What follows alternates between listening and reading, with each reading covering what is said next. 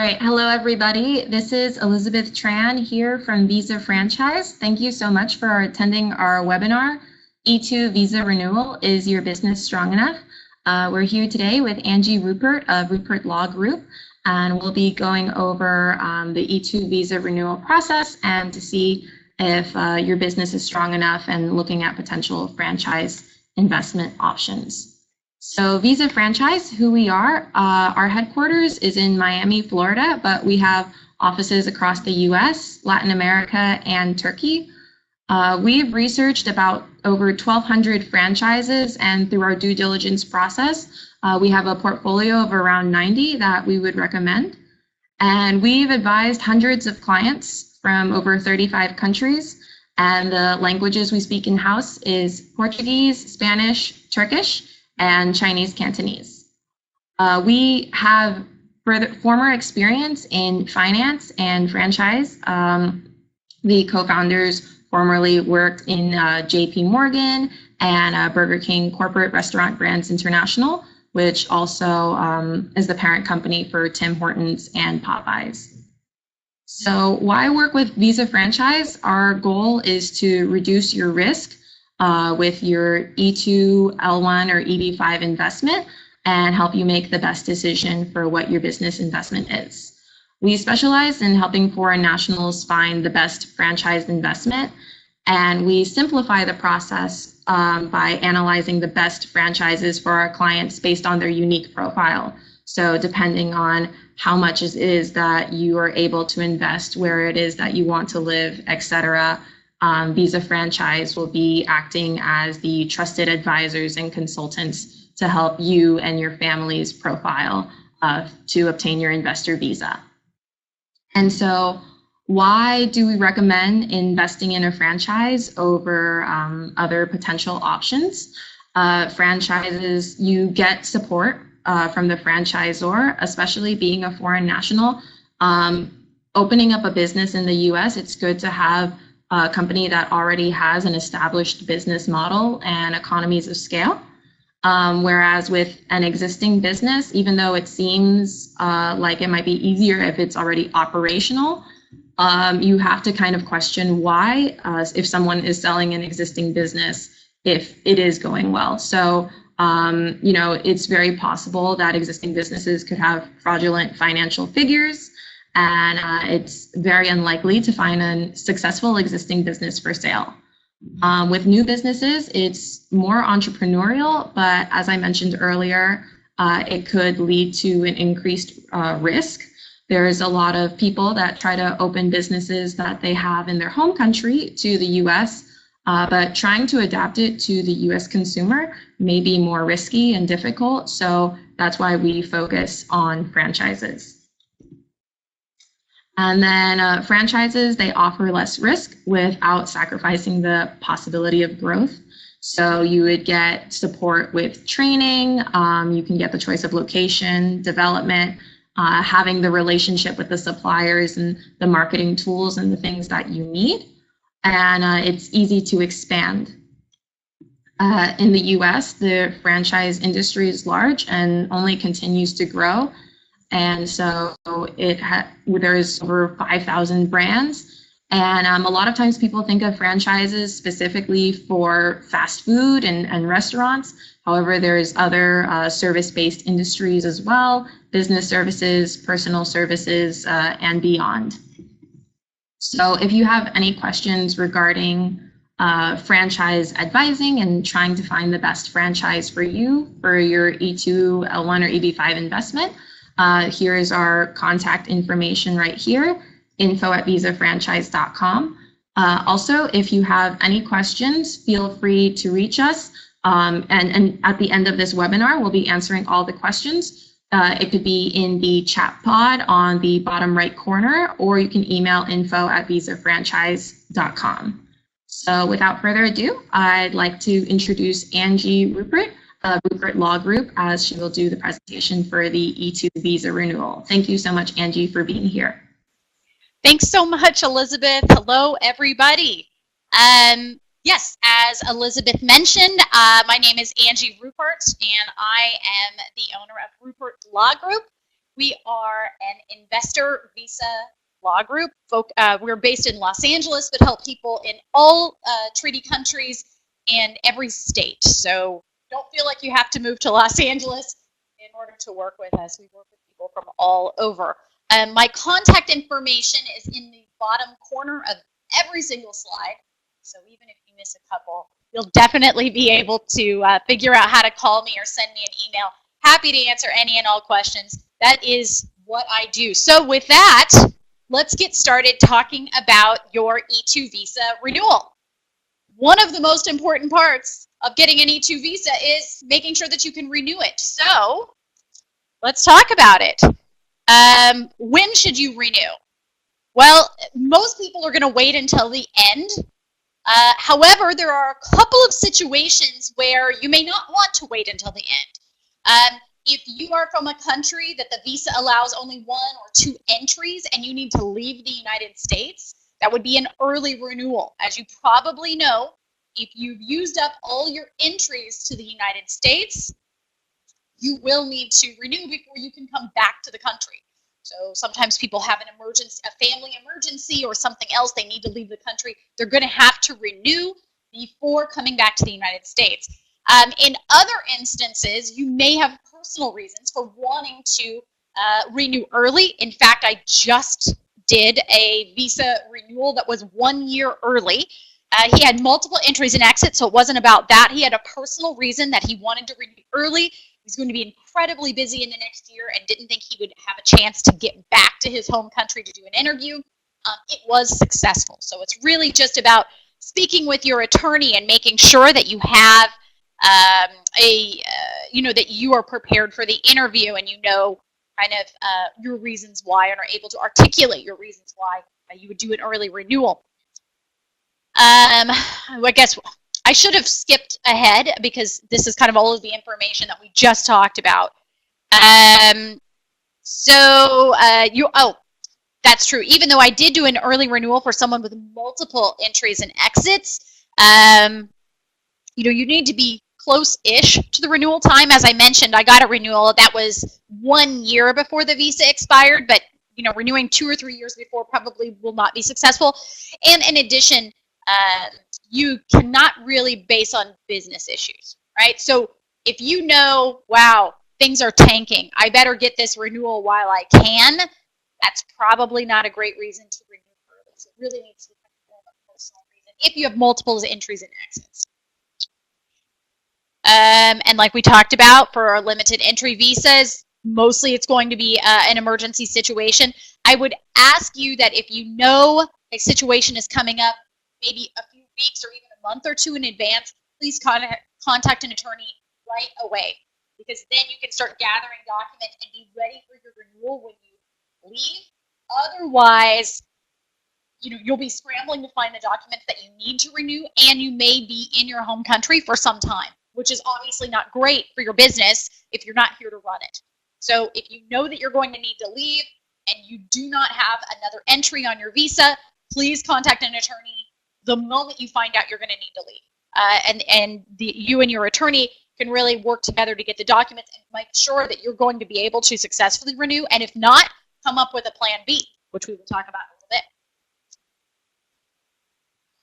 So if you've got just a regular renewal, please contact your attorney about 6 months before the renewal is due. This gives you plenty of time. You're not going to be scrambling and you're not going to be panicking, and neither is your attorney about your renewal. So, and also, so important, as much of your original file from your original filing as possible. And if you have renewals before this, also those documents. It really will help your attorney make sure that you have the best possible chance for renewal. So please keep all your documents from your first E-2 and then all successive renewals. Keep as much of that as possible. So what's the process for renewal? I wish I had a really short answer to this. I do not. Every single country is different. Some of them want your 2 latest tax returns and to make sure that you still have a valid passport. Some want a complete packet, as if it's the first time. So it really depends on your country. You can talk to your attorney about that. where you're from, and on your plans for renewal, because they vary greatly. So what are some renewal red flags? No or very few employees, that could be a problem. Low income, low revenue, that could be a problem. No office, or a business plan that varies greatly from the original business plan. No or few employees. Let's talk about it. You are not going to be able to renew if you have no employees. So you're not going to be approved if you have no employees or if you have too few. You need to talk with your attorney about this. If you have some employees but not very many, talk with your attorney about it. And it's really going to depend on the nature of your business, how many they're going to expect. So speak with your attorney about that. The solution for this, hire someone. If you have contacted your attorney 6 months before renewal, like we're hoping that you have done, you can hire someone. You have some time. In fact, now is a great time. I'm working on one renewal right now of a person who had no employees. His renewal is due in July, which is fabulous. That gives us plenty of time. And even better, we are coming up on the end of the year. So if he hires someone in December, he will have a W-2 from 2018. And then, of course, we'll be able to bring payment documents for 2019 up till the time of his renewal. So if you're thinking, hey, I need to renew in 2019, no matter what the timing is, now is the time to hire someone, because you can show that you had them in 2018 and then all the way up to your renewal. Make sure that they're paid a living wage. Obviously, there are minimum wages in every state, and you should, of course, know what the minimum wage is in your state, and obviously you need to pay them higher than that. But the more the merrier.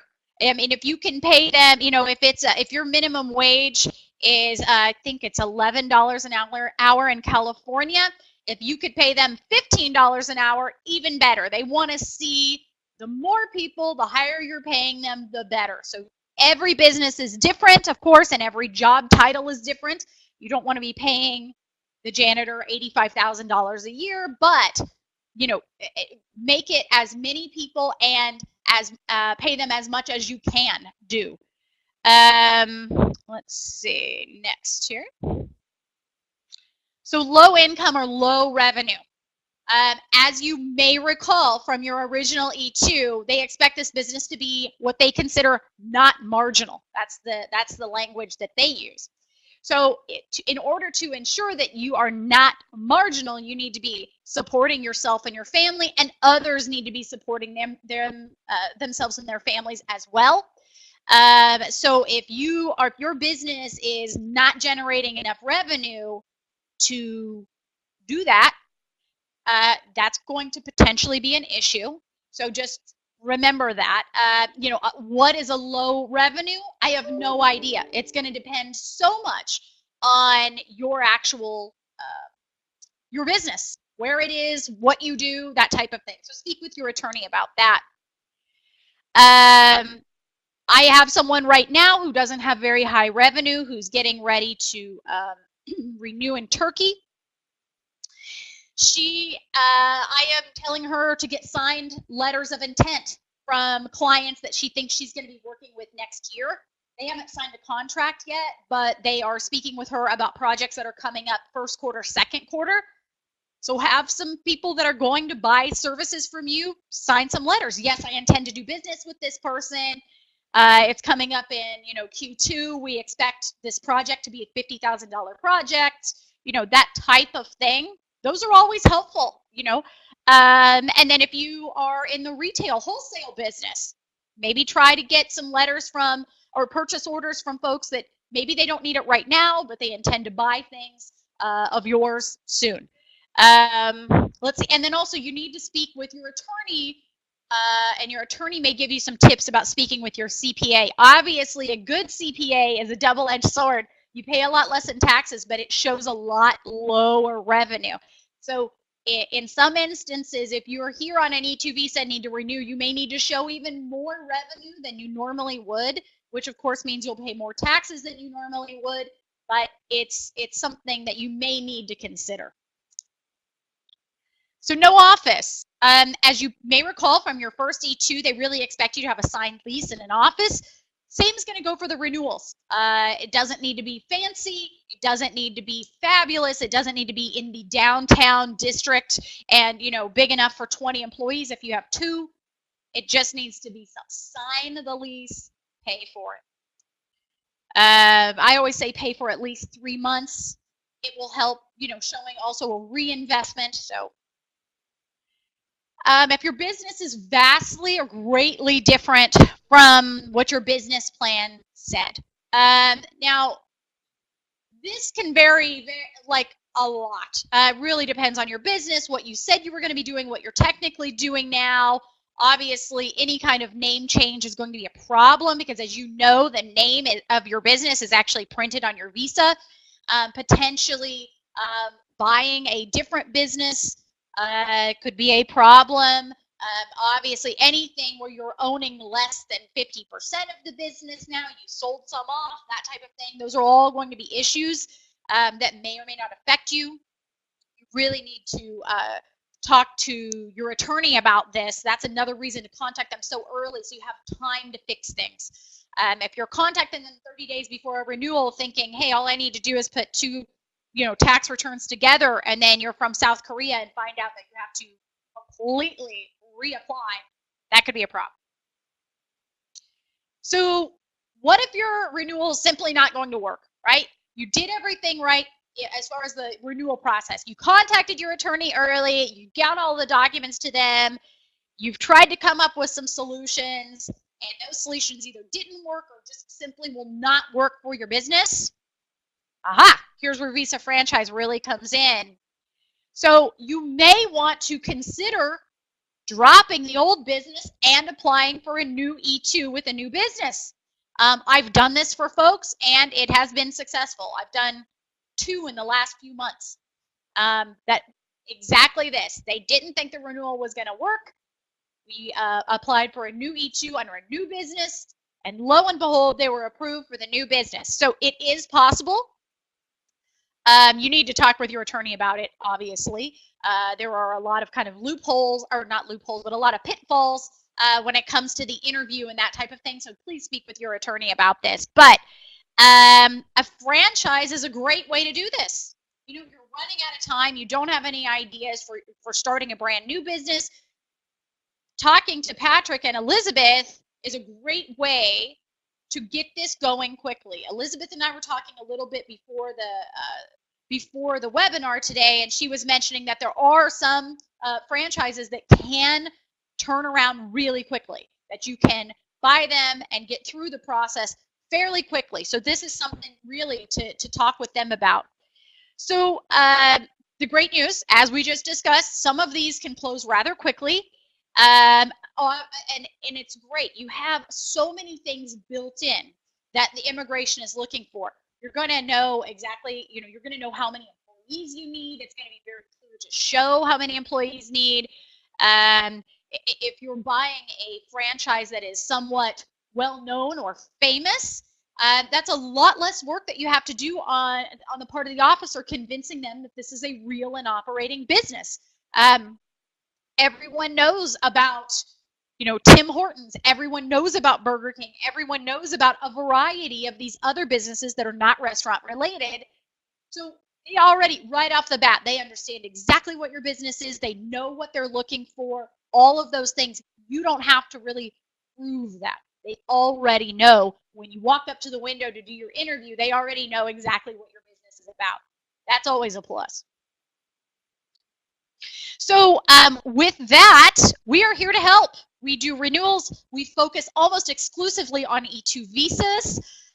We have an overwhelming approval rate for E-2 visas, and we handle all treaty countries, all U.S. states, and this is what we do. We don't do anything else. So if you have any questions about an E-2, whether you need to renew, whether you need to start a new one, whether this is your very first time out and you want to move to the U.S. to run a business, we can help you. We're happy to do it. And with that, I will open it up. I guess Elizabeth might be coming back on to kind of handle some questions, and I will be happy to answer as needed.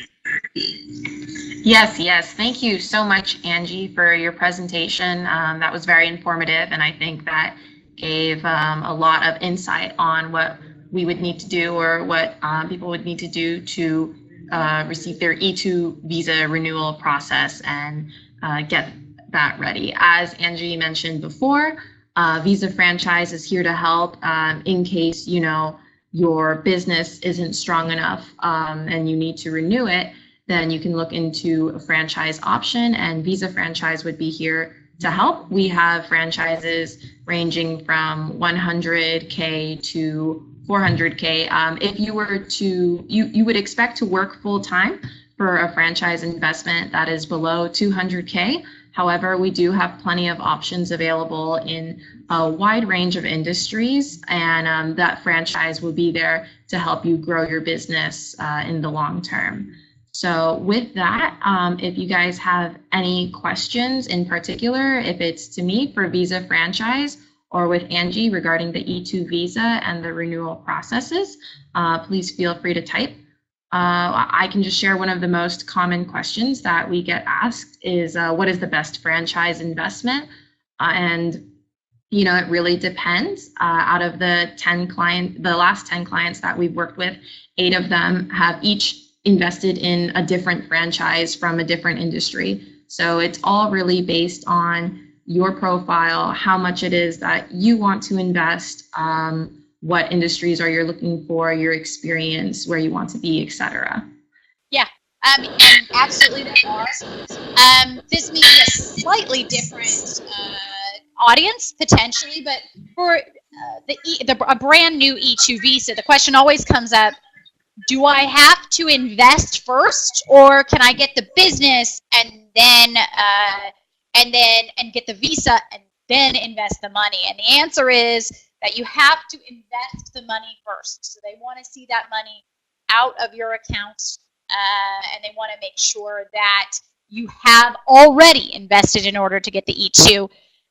Something else that is common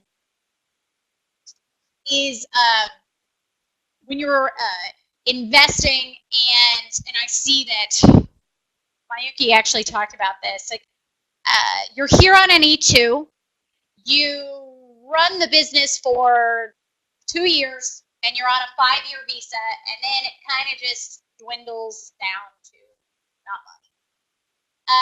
I have had a case like this, and he was one of my cases where he went to what would be his renewal, and instead just got a brand new E-2 for a brand new business.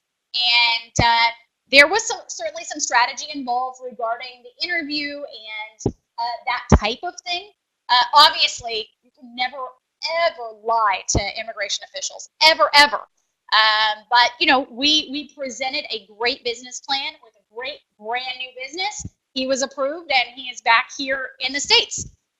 So I would not recommend starting a new business before you get your E-2 on it, because they will not want to see you working in a business that you don't have authorization to work on.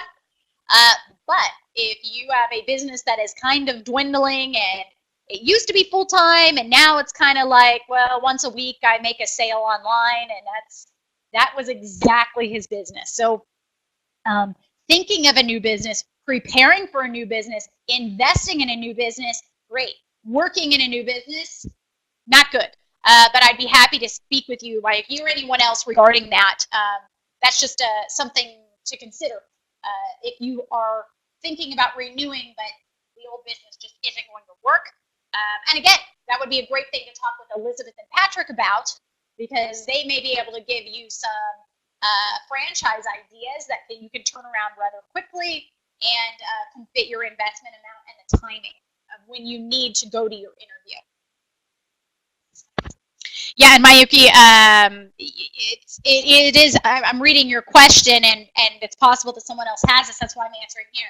So, starting a new business as you did with the E-2, meaning you're not working in it, but you are preparing to apply for a new E-2 is fine.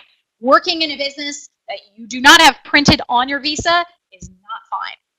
You need to work that one out, okay? Because that means you're working without authorization, and that's going to definitely cause problems for you with the Department of State or USCIS, however you kind of go through that. So, yeah.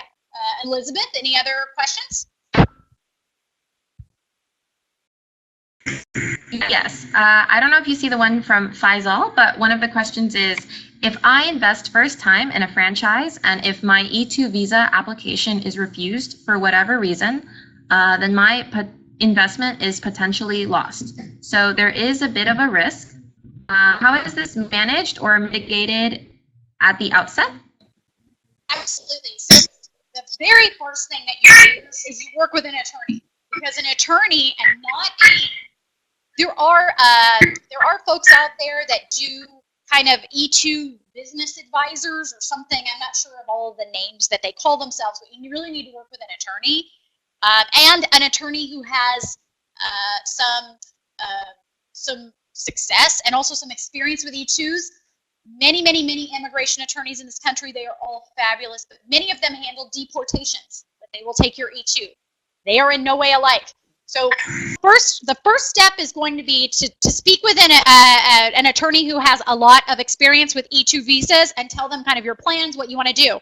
Second of all, if you are denied at the interview and the denial is based on the business, meaning there are two reasons you could get denied. One is based on you basically saying, oh, I forgot to tell you that I was arrested for drug trafficking and I overstayed my visa by 4 years, and those types of things are very difficult to overcome at a denial. However, if it's based on the business, we don't think you invested enough money, or we don't understand the source of your funds, those types of things, they will usually tell you, and in fact give you a sheet at your interview that tells you why you were denied.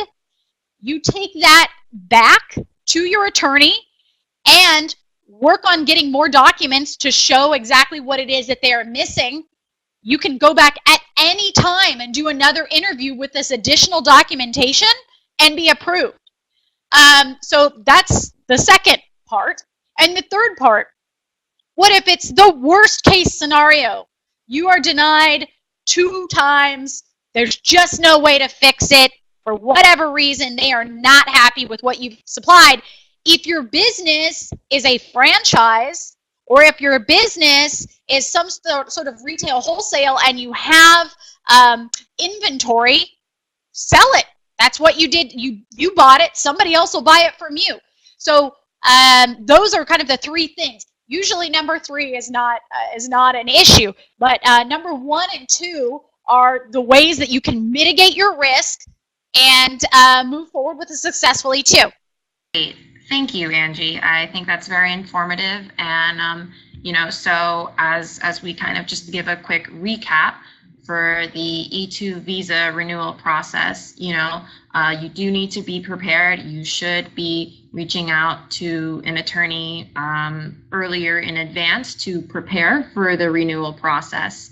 And visa franchise could also be of assistance if your business is not strong enough to look at these franchise investment options. So I believe that wraps it up for the questions. And we thank you so much, Angie, for being here. Again, Angie Rupert from Rupert Law Group. If you are interested in applying for your E-2 visa or getting it renewed, we highly recommend Angie, as she's an expert on the E-2 visa process. So thank you so much, everybody. And again, if you have any additional questions, feel free to reach out at info@visafranchise.com. Angie Rupert's information is at the bottom of the presentation. And for those who have attended the event, we will also have this webinar on our YouTube and our presentation out via email very soon. So thank you, and thank you very much, Angie, again. Thanks, everybody. Have a great day, and thanks so much, Elizabeth. I appreciate it. Absolutely. All right. Thank you, everybody. Bye.